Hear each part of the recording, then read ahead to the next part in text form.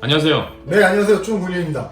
에디입니다. 네, 오늘은 위탁 판매 비즈니스 모델에 대해서 간단하게 제 개인적인 생각, 제가 얘기하는 영상에서는 거의 대부분 제 개인적인 생각이에요. 그러니까 어떤 분들이 좀 뭐 딴지를 거는 거는 좀 뭐 그럴 수 있다고 생각하거든요. 근데 뭐 제가 무슨 진리를 얘기하는 사람이 아니잖아요. 그러니까 제가 얘기하는 어떤 수치들은 기사나 뭐 애널리스트 보고서에서 나온 그런 거니까 그건 뭐 저한테 딴지를 보셔도 뭐 제가 조사를 한 게 아니니까. 그런데 제 어떤 개인적인 의견들을 굉장히 이렇게 딴지를 그러니까 다른 의견을 제시할 수 있는데 다짜고짜 이렇게 막 비난하거나 이렇게 막 폄하하시는 분들이 있는데 뭐 저는 그런 거에 별로 이렇게 멘탈에 크지가 않아. 별 신경 안 쓰는데 저도 그 의도를 잘 이해 못했어요. 다른 얘기 시작하면 충분히 그럴 수 있어. 나는 그렇지 않아. 그건 예상돼. 마이크 내서 이런 식으로 하면 어떻게 이런 하여튼 오늘 얘기도 유튜브에 좀 딴지는 저는 걸어줬으면 좋겠어요. 노 대표님만 리필답니다. 아니 유튜브 말고 뭐 다른 데서도 제가 막 하는데 뭐 블로그도 그렇고 글이 달리는데 그런 얘기를 들으면서 제가 생각했던 게 이분들이 얘기하는 게 보통 위탁 판매 비즈니스 모델 때문에 이런 얘기를 많이 하시는 것 같다 그런 생각이 들더라고요. 그러니까 저는 여태까지 위탁 판매 비즈니스 모델을 거의 해본 적이 없어요. 쇼핑을 하면서. 그게 무슨 말이냐? 위탁 판매 비즈니스 모델은 간단하게 말하면 내 물건이 아닌 남의 물건을 내 쇼핑몰에서 파는 겁니다. 남의 물건을. 네. 그러니까 A라는 회사에서 물건을 받아서 내가 그걸 팔고 수수료를 뭐 20%, 30% 이렇게 받는 거죠. 그러니까 한마디로 얘기하면 백화점이 위탁 판매 비즈니스 모델이죠. 롯데백화점, 신세계백화점이 걔네들이 물건 자기 물건 아니잖아요. 그죠? 네. 나이키나 아디다스 애들이 그 안에 들어가서 자기들 물건 깔아놓고 10만 원에 팔면은 백화점에 보통 수수료가 40 몇 프로 될 거예요 아마? 35%입니다. 35%요? 네. 그거는 수입하고 국내하고 다른데 보통 국내에 생산한 제품들은 35%. 생각보다 낮네? 내가 알기로 36%. 42% 이 정도. 근데 아니 36%에다가 이제 판매 그 매니저 수수료를 한 16% 맥시멈 주거든요. 네. 그게 까이니까 회사 측에서 가는 게 되게 대리점 대비는 많이 적은 거죠. 아까 회사 측에도 이익이다? 회사 측이 안 좋은 거죠. 더 적다? 네네. 그러니까 수수료 35%인데 매니저 수수료 16%또 뛴다고? 14% 정도. 그럼 거의 50%를 뛰는 건데? 그러니까요. 49% 먹는 거고 대리점 같은 경우는 대리점 수수료 뭐 35, 36 잡으면 이제 이쪽에서 그거 빼고는 딴 게 없으니까. 제가 전에 봤던 몇 년 전 거긴 한데 백화점 평균 수수료가 42%인가? 그렇다고 그러더라고요. 저희가 홈쇼핑 했을 때는 수수료 44%? 뭐 이렇게 얘기했었거든요. 하여튼 이 위탁 모델 비즈니스가 그런 거죠. 그러니까 한마디로 내 쇼핑몰에 물건이 1000개 있는데 팔리면 내가 그 물건을 하나도 안 갖고 있고 나는 뭐 아무것도 안 하는 거야. 그냥 이 CS만 해주는 거죠. 전화만 받고 게시판 답변만 해주고 물건도 어떤 특정 회사에서 보내주고 그 물건도 그 회사에서 다 재고를 갖고 있고. 그러니까 나는 물건이 1000개 있는데 뭐 예를 들어서 내가 판매하는 회사의 물건을 갖고 있는 회사는 10개가 될 수도 있고 1개일 수도 있고 15개일 수도 있고 20개일 수도 있죠. 그런 거죠. 대표적인 예를 하나 들어주시죠. 그냥 예를 들어서 락앤락 같은 거 검색하면 아마 나오는 업체들이 대부분 그런 업체일 거예요. 샤오미도 그렇고 뭐. 그 업체들이 아마 락앤락 재고를 다 안 갖고 있을 거예요 아마. 뭐 제가 정확하진 않아요. 뭐 갖고 있을 수도 있어요. 근데 아마 그런 일반적인 생필품 그런 것들은 아마 위탁 모델 비즈니스가 굉장히 좀 일반화되어 있는 그런 걸 거예요. 그러면 이 위탁 모델 비즈니스에 대해서 제가 장점을 먼저 말씀드릴게요. 장점을 말씀드리면 일단 기본적으로 소자본 창업이 가능합니다. 그러니까 제가 예전에 쇼핑몰 창업 얘기하면서 총알이 5천만 원 미만이면 아예 트라이 하지 말아라 그런 얘기 한 적이 있거든요. 근데 그것도 한 3, 4년 전이고 전 지금은 1억 이하면 아예 트라이 안 하는 게 맞다고 보거든요. 1억 이하로 쇼핑몰 창업하려면 아예 안 하는 게 맞다. 저는 개인적으로 그렇게 생각해요. 근데 위탁 모델 비즈니스는 1억이 필요가 없죠. 아무것도 필요 없어요. 컴퓨터 한 대만 있으면 돼요. 내 방에서 컴퓨터 한 대로 사업자 내고 사업자는 집에서도 낼 수 있거든요. 통신 판매 신고나 소매 전자상거래 업종은 집에서도 사업자가 나와요. 제조업이나 이런 건 안 나오지만 소매 전자상거래는 집에서도 사업자가 나오기 때문에 내 집에 사업자 내고 통신판매 신고 가서 한 다음에 뭐 간이 사업자면 통신판매 신고할 필요도 없고 그 다음에 컴퓨터 한 대 있으면 바로 창업할 수 있는 게 위탁판매 비즈니스 모델입니다. 그 다음에 아까 얘기했지만 소자본 창업 가능하고 공간이 좁아도 됩니다. 왜냐면 재고 부담이 없으니까 재고를 놓을 공간도 필요 없고 사무시키도 필요 없고 그냥 컴퓨터만 한 대 있으면 돼요. 컴퓨터랑 전화기 한 대만 있으면 되겠죠? 소자본 창업 가능하고 공간이 적어도 되고 1인 창업 당연히 가능하죠. 직원도 필요 없고 나 혼자 해도 되니까. 그 다음에 아까도 얘기했지만 재고 부담이 없다. 이 재고 부담이라는 게 굉장히 크거든요. 그 에디도 패션업계에서 거의 뭐 지금 한 15년 정도 있어서 알 텐데 재고라는 게 굉장히 리스크가 큰 겁니다. 특히 패션업계에서는 물론 뭐 재고가 모든 비즈니스에서 재고가 굉장히 부담이 크긴 클 텐데 패션업계는 더 리스크가 커요. 왜냐면 패션업계 시즌이 굉장히 짧고 예를 들어서 지금 패딩을 팔아야 되는데 이번 이제 지금 나오는 게 19, 20 시즌 뭐 이런 게 나올 거 아니에요. 근데 18, 19 시즌 패딩 집 팔리겠습니까? 안 팔리거든요. 그럼 최소한 50% 꺾고 시작해야 되거든. 심하면 막 80%까지 꺾고 팔아야 되잖아요. 그죠? 맞죠? 네. 예. 근데 그러니까 지금 갖고 있는 내 제품을 이번 시즌 안에 소화 못하면 거의 이건 뭐 너무 나쁘게 말하면 거의 뭐 쓰레기 취급되는 거죠. 그러니까 재고 부담이라는 게 사실 굉장히 큰 리스크거든요. 근데 위탁 판매 모델은 재고 부담이 전혀 없으니까 리스크가 없는 거죠. 그게 이제 위탁 판매 비즈니스 모델의 장점이고, 자 그럼 단점에 대해서 얘기해보면 일단 기본적으로 운영상에 좀 괴로움이 있어요. 그게 무슨 말이냐, 내가 내 샵에 제품을 업로드를 했는데, 등록을 했는데 내가 그 제품을 본 적이 없어. 재질이 뭔지도 몰라.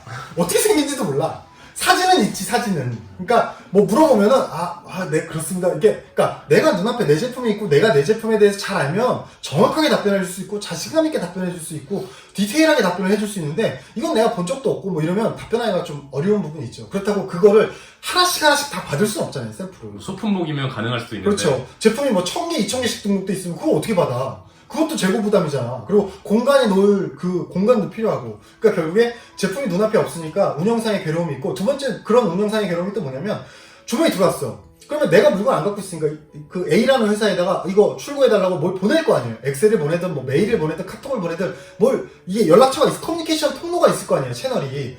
커뮤니케이션 채널을 통해서 보내달라고 했는데 이쪽에서 뭐라 그러냐면 야 그거 품절이야. 그럼 나는 품절 났대. 이러면 어떻게 해야 돼? 고객한테 전화해야 되잖아요. 고객한테 전화해서 고객님 죄송합니다. 품절입니다. 이 제품 발송해드릴 수가 없습니다. 그러면 그쪽에서도 고객이 그냥 알았어요. 그리고 그냥 무시하면 상관이 없는데, 내가 주문한 게 왜 품절됐어? 무조건 갖고 와! 이래버리면 이제 골치 아파지는 거죠. 근데 실제로 그런 고객님이 없냐? 있습니다. 네, 대한민국엔 굉장히 다양한 고객님들이 계십니다. 이마트에서 수박을 반을 잘라서 먹고 반을 환불하러 가져오시는 고객님이 있는 것처럼 대한민국은 굉장히 좀 특이한 고객님들이 계십니다. 네, 물론 뭐 비율상의 문제긴 하겠지만, 그러니까 그런 식의 운영상에 어려움이 있는 거예요. 그런 어려움이 있고, 자, 두 번째로는 기본적으로 이런 모델이 수익률이 높겠습니까? 수익률이 높기 어렵겠죠. 재고 부담도 없고 아무런 뭐 리스크가 없는데 수익률이 40% 주겠다? 불가능하죠. 롯데백화점이나 신세계백화점은 자기네 건물 짓고 건물 관리가 엄청 하고 막 그러니까 40% 50% 수익을 받는 거고, 근데 우리는 그냥 쇼핑몰 하나 만들어서 제품을 막 등록했는데 40% 수수료를 줄 리가 없죠. 뭐 그런 아이템이 있을 수도 있겠죠. 제가 잘 모르니까. 근데 제가 알기로 평균적으로 위탁 모델 비즈니스 정말 수익 많이 받아야 20% 받지 않을까 싶습니다. 20%면 세금 생각하고 뭐 생각하면 그렇게 많이 남는 게 아니죠. 20%도 흔하지 않을걸요, 아마? 뭐 10%에서 20% 사이가 많을 거예요.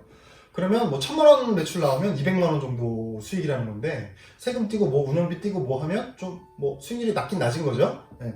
수익이 낮고, 그 다음에 세 번째로 어떻게 보면 제일 중요한 건데, 경쟁 우위 요소가 뭐냐.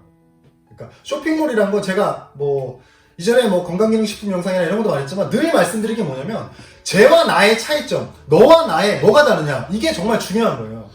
그거를 어떻게든 만들어내야 되는 거예요. 그거를 뭐 예를 들어서 사진으로 만들어내든, 모델이 예쁜 걸로 만들어내든, 아니면 제품의 디자인으로 만들어내든, 뭘로 만들어내든 너와 나의 뭐가 다르냐, 난 쟤보다 나, 이걸 만들어내야 물건을 팔 수 있는데, 이 위탁 모델 비즈니스는 경쟁 우위 요소가 없는 거예요. 똑같은 락앤락을 100명이 팔고 있는데 내가 쟤보다 어떻게 하면 경쟁 우위를 가질 수 있을까?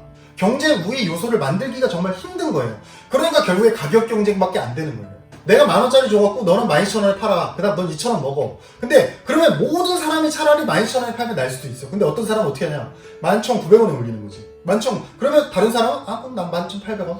그럼 난 11,790원. 이런 식으로. 그럼 가격 경쟁으로 가면 결국 그건 치킨 게임밖에 안 되는 거예요. 그러면 수익률은 계속 낮아질 수밖에 없고.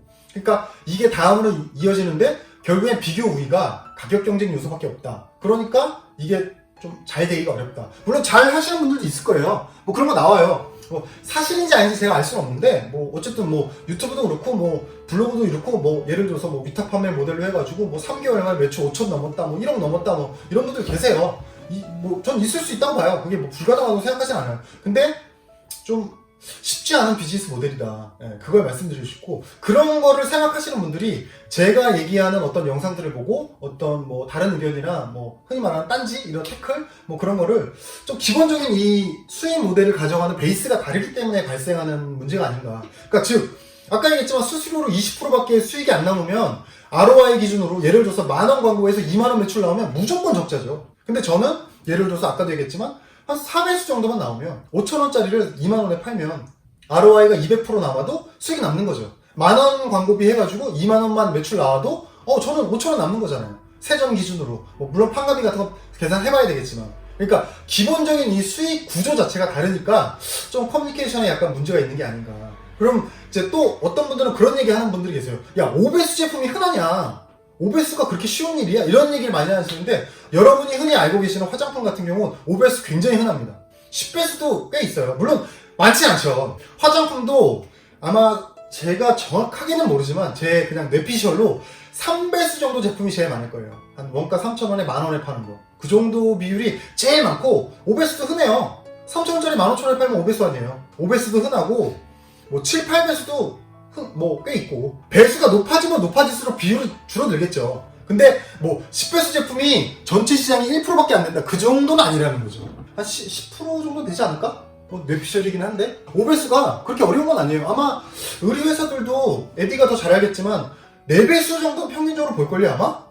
그렇죠. 네. 세일하는 브랜드는 더 크죠. 네. 근데 4배수가 안 되면 의류업체는 수익 자체가 아마 안 남을 거예요. 아까 에디 얘기했지만 백화점에 50% 주는데 4배수가 아니면 어떻게 남아? 그죠? 2배수면 20,000원에 파는데 백화점에서 10,000원 뜯어가면 10,000원 남는데 10,000원 원가잖아. 그렇잖아요. 그러니까 의류도 제가 알기로는 평균적으로 4, 5배수는 될 거고, 아마 화장품이나 건기 이런 것도 거의 4, 5배수는 될 거예요. 기본적으로 이런 차이 때문에 좀 커뮤니케이션에 약간 있는 것 같은데, 어쨌든 위탁 판매 비즈니스 모델은 제 개인적으로는 좀 비관적으로 본다. 저는 이제 그런 말씀을 드리는 거고, 뭐 그거를 선택하신다 그래서 제가 그건 뭐 잘못됐다 이렇게 말씀드리고 싶진 않은데, 좀 쉽지 않은 모델이다. 근데 아까 얘기했지만 이제 장점은 있죠. 소자본, 공간이 적어도 되고, 1인 기업도 가능하고, 리스크도 좀 적죠. 그런 부분이 장점이고. 그러니까 자, 오늘은 위탁 판매 비즈니스 모델에 대해서 말씀드렸습니다. 자, 여러분 안녕. 감사합니다.